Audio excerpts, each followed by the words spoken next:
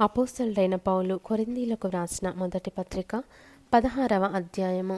పరిశుద్ధుల కొరకైన కానుక విషయమైతే నేను గలతీయ సంఘములకు నియమించిన ప్రకారము మీరును చేయుడి. నేను వచ్చినప్పుడు చందా పోగు చేయకుండా ప్రతి ఆదివారమున మీలో ప్రతివాడును తాను వర్ధిల్లిన కొలది తన యొద్ద కొంత సొమ్ము నిల్వ చేయవలెను. నేను వచ్చినప్పుడు మీరెవరిని యోగ్యులని ఎంచి పత్రికలిత్తురో వారి చేత మీ ఉపకార ద్రవ్యమును యెరూషలేమునకు పంపుదును. నేను కూడా వెళ్ళుట యుక్తమైన ఎడల వారు నాతో కూడా వత్తురు.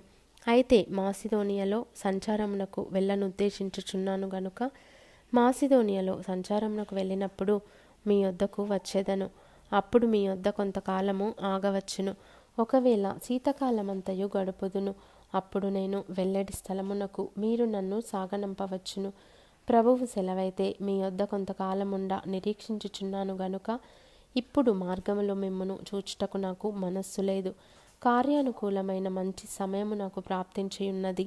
మరియు ఎదిరించువారు అనేకులున్నారు గనుక పెంతెకొస్తు వరకు ఎఫెసులో నిలిచియుందును. తిమోతి వచ్చిన ఎడల అతడు మీ యొద్ద నిర్భయుడై యుండునట్లు చూచుకొనుడి. నా వలనే అతడు ప్రభువు పనిచేయుచున్నాడు గనుక ఎవడైనా అతనిని తృణీకరింపవద్దు. నా యొద్దకు వచ్చుటకు అతనిని సమాధానముతో సాగనంపుడి. అతడు సహోదరులతో కూడా వచ్చునని ఎదురు చూచుచున్నాను. సహోదరుడైన అపొల్లోను గూర్చిన సంగతి ఏమనగా అతడి సహోదరులతో కూడా మీ యొద్దకు వెళ్ళవలెనని నేను అతని చాలా బతిమాలుకొంటిని గాని ఇప్పుడు వచ్చుటకు అతనికి ఎంత మాత్రమును మనస్సు లేదు. వీలైనప్పుడు అతడు వచ్చును. మెలకువగా ఉండుడి. విశ్వాసమందు నిలుకడగా ఉండుడి. పౌరుషము గలవారై ఉండుడి. బలవంతులై ఉండుడి. మీరు చేయు కార్యములన్నీయు ప్రేమతో చేయుడి.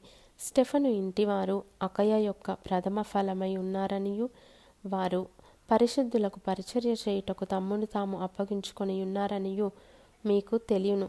కాబట్టి సహోదరులారా, అట్టి వారికిని పనిలో సహాయము చేయుచు ప్రయాసపడుచు ఉండు వారికందరికిని మీరు విధేయులై ఉండవలెనని మిమ్మను బతిమాలుకొనుచున్నాను. స్టెఫను, ఫొర్మునాతు, అకాయికు అనువారు వచ్చినందున సంతోషించుచున్నాను. మీరు లేని కొరతను వీరు నాకు తీర్చి నా ఆత్మకును మీ ఆత్మకును సుఖము కలుగజేసిరి గనుక అట్టి వారిని సన్మానించుడి. ఆసియాలోని సంఘముల వారు మీకు వందనములు చెప్పుచున్నారు.